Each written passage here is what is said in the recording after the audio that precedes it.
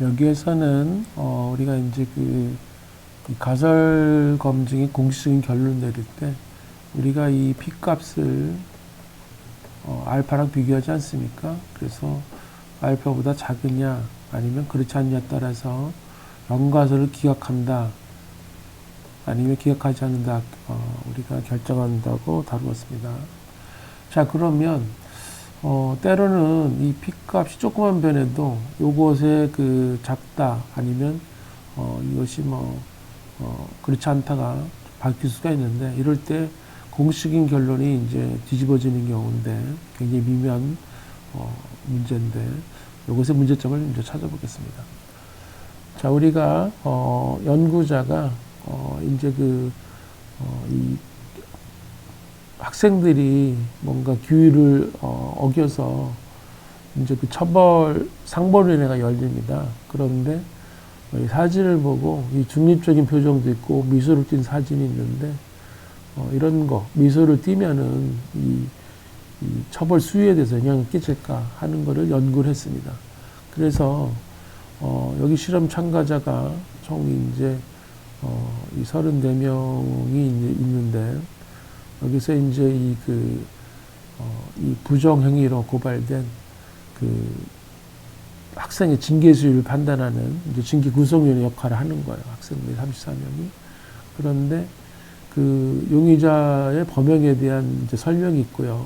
그 다음에 사진이 있는데 하나는 이제 미소를 띈 사진이고 또 하나는 좀 무표정한 사진입니다. 그래서 이제 두 종류의 사진이 있는데, 그런데 이 참가자는 이 징계 수준에 따라 이 점수를 이제 산출한 거예요.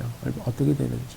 그래서 우리 교재는 이 스마트에서 볼 수 있는데, 여기서는 이제 데이터를 분석해서 내는 것보다도 이 공식적인 이 결론에 뭔가 좀 문제점을 찾아보려고 하는 겁니다. 그래서 이 미소를 띤 그런 용의자의 사진 이런 것이 뭔가 무표적인 것보다 징계 수위의 점수가 좀 다른지 검증하는 거예요. 자, 여기서 이 각 그룹에서 이 34명의 학생이 이제 참석을 했어요. 그래서 10점 만점에 이제 관용 줬었는데 이제 미소 그룹에서는 평균 점수가 4.91. 그 다음에 무표정한 사진, 거기에 대해서는 평균 4.1이에요. 그래서 이 미소를 띈 점수가 좀 더 많이 좀 봐주는 것 같죠? 이렇게.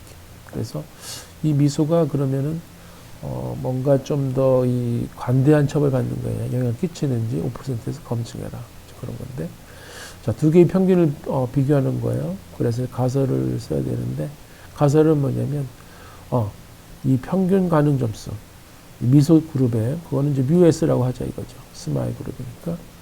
그 다음에 좀 중립적인 표정, 무표정한 표정은 이제 뉴트럴, 그래서 N이라고 표기하자 이거죠. 그래서 평균이 다른지 검증하는 거니까, 대안가설이 평균이 다르다 이겁니다. 반면에 연가설이 이제 같다 하죠. 자, 표본을 얻었어요.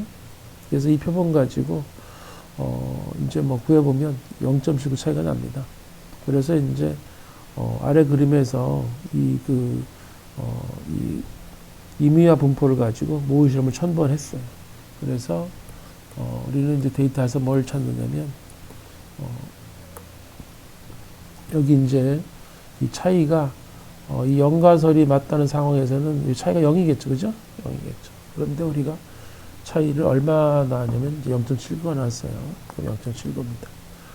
그럼 우리가 해야 되는 작업은 여기서 좀 더 극단적으로 찾는 거죠. 이게 지금 1000번 실험이에요. 1000번.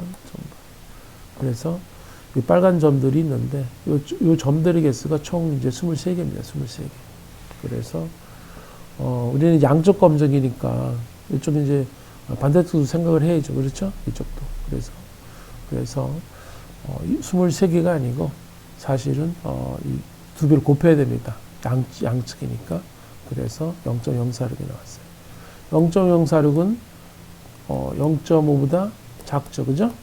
그래서 작아요. 따라서 미소를 지으면 이 관음수 다르다는 증거 얻은 거예요.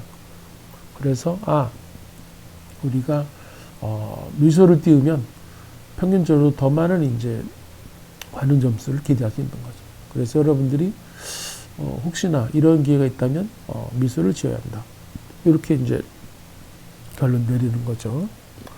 자, 그런데 여기서 뭐에 주목해야 되냐면 이 차이가 굉장히 근소하단 말이에요. 그래서 여기서 어떤 경우를 생각을 하려고 그러냐면 이 데이터 그룹에서 이 점수 하나만 이제 좀 달라졌다고 생각합시다. 그래서 이번에는 차이가 0.76 줄었어요. 0.79에서 0.76으로 0.04 좀 줄었어요.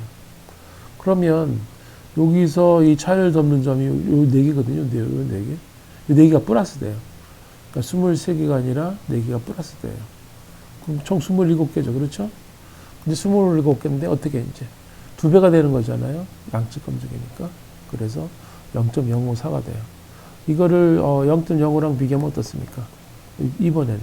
요게 더 크죠. 그죠? 이거는 뭐예요? 연관을 기억할 수가 없는 거죠. 이러면 이제 어떤 결론이에요?